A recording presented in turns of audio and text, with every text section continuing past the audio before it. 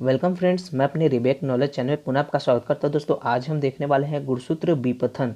Actually में गुणसूत्र विपथन होता क्या है उसके बारे में हम सारी जानकारी देखेंगे, तो वीडियो को लास्ट तक देखें।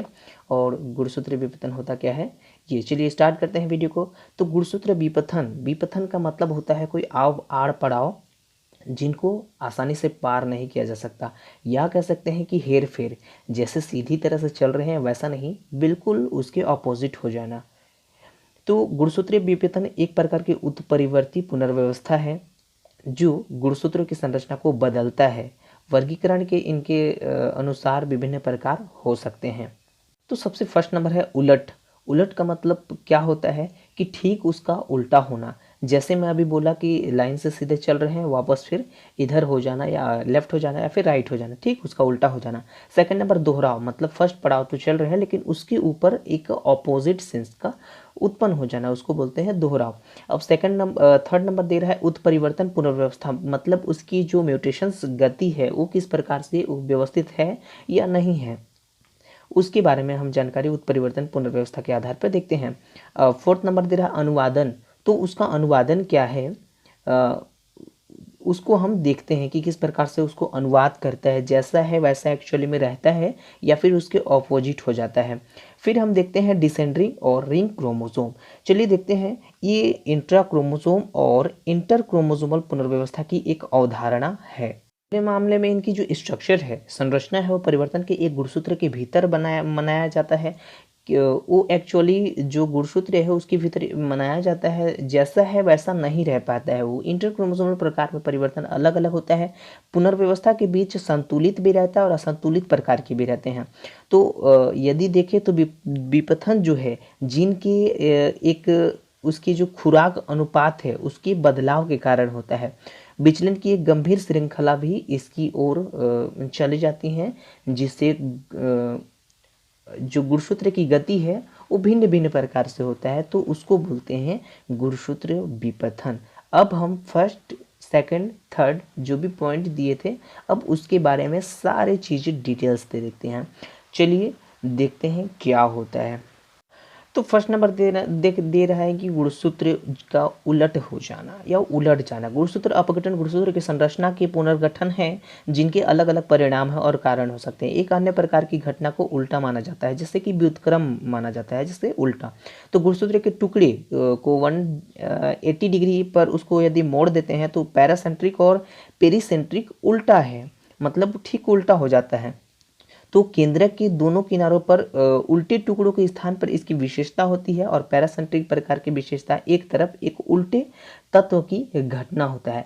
तो कुल मिलाकर जैसे जो स्ट्रक्चर है, गुणसूत्र की स्ट्रक्चर है, उनकी सेम फॉर्मूलाएं चेंज हो जाती है, जैसे पैरासेंट्रिक और मेटासेंट्रिक भी चेंज हो जाता है। तो पूरी जो स्ट्रक्चर होती है उसकी बॉडी फिटनेस की, वो सारा चीज़ उल्टा हो जाता है।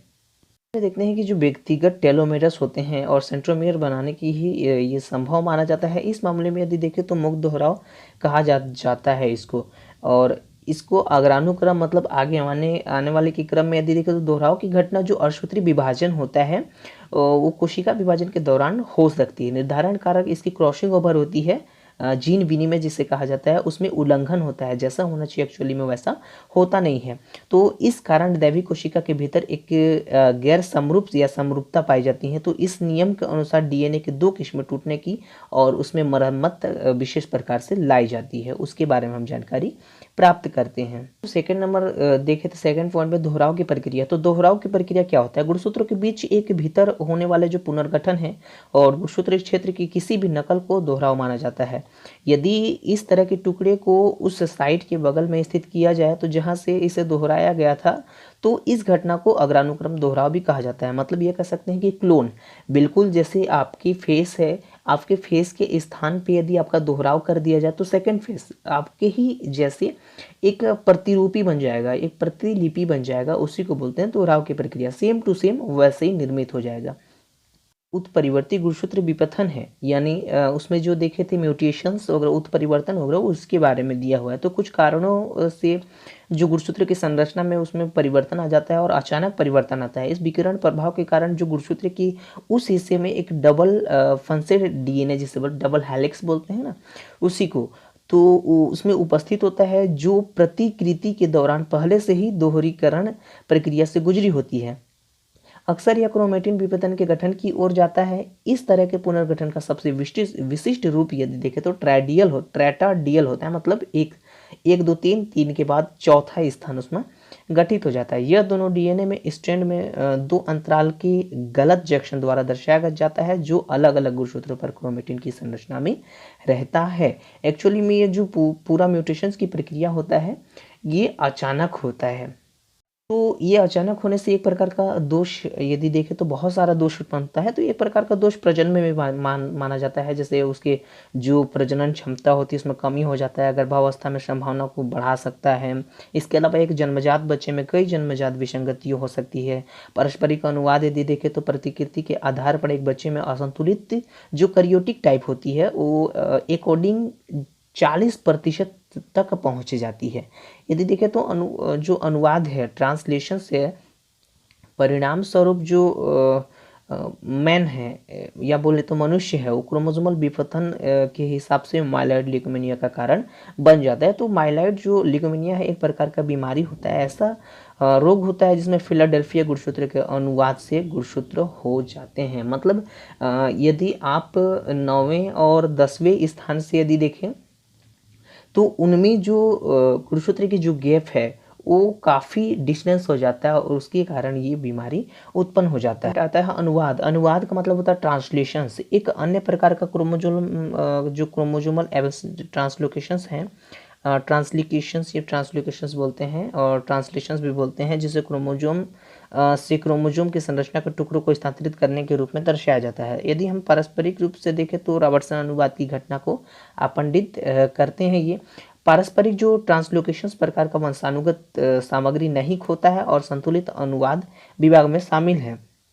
फिनोटाइप यदि देखें तो सबसे अधिक बार नहीं बदलता है। इसमें समस्या गेमेट के बीच आनुवंशिक डेटा का जो असंतुलित वितरण में निहित है। लगभग आधे जन्म कोशिकाओं में ये सारी चीज़ें हो जाती हैं।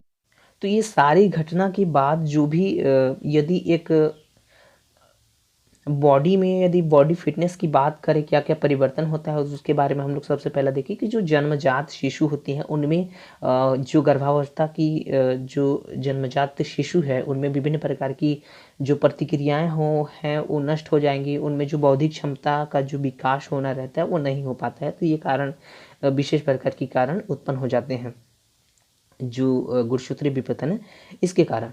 तो फ्रेंड्स आशा करता है जो गुणसूत्र विपतन है आपको पूरी तरह से समझ में आ गया होगा। तो यदि आप मेरे चैनल पर नए हैं तो चैनल को सब्सक्राइब कीजिए और बेल आइकन को प्रेस कीजिए ताकि मैं जब भी वीडियो अपलोड करूं तब सबसे पहला आप तक पहुंचे और पूरी जानकारी मेरे द्वारा